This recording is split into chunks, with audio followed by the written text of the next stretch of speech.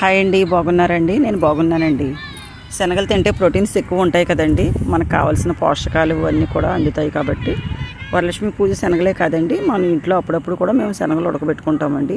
ఒక కప్పుడు శనగలు అయితే చాలండి. ఒక 2 విజిల్స్ వేయించుకుని ఉడకబెట్టుకుని పక్కన పెట్టుకుని కళాయి పెట్టుకుని ఆయిల్ వేసుకుని జీలకర్ర, ఆవాలు, మినపప్పు, కరివేపాకు, ఎండుమిరపకాయలు వేసుకుని శనగలు వేసేసి ఉప్పు, కారం, పసుపు కూడా వేసుకుని ఇలా దగ్గరగా కొంచెం అటు ఇటు వేపుకోవడం అండి. దోరగాను ఉడికిపోయిన శనగలే కాబట్టి ఇంకేం వేగక్కర్లేదు. లైట్గా ఒక 2 నిమిషాలు అలా వేసుకుంటే సరిపోతుంది.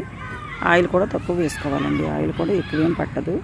మీకు ఎంతో బలంగా ఉంటాయి కాబట్టి ఆహారం తినడం శనగలు చాలా మంచిది కాబట్టి మీ పిల్లలు, పెద్దలు అందరూ కూడా తింటే చాలా బాగుంటుందండి. అప్పుడప్పుడు స్నాక్స్ లాగా పిల్లలకి సాయంత్రం టైంలో మీరు ఇస్తే ఆరోగ్యంగా ఉంటారు పిల్లలు. ప్రోటీన్స్ అండి బాగా బలంగా ఉంటారండి. చూసారండి ఎంత బాగున్నాయో, నోరు ఊరిపోతుంది చూస్తుంటే. ఈ వీడియో మీకు నచ్చినట్లయితే లైక్ చేయండి, షేర్ చేయండి, సబ్స్క్రైబ్ చేయండి, గంట సింబల్ నొక్కండి.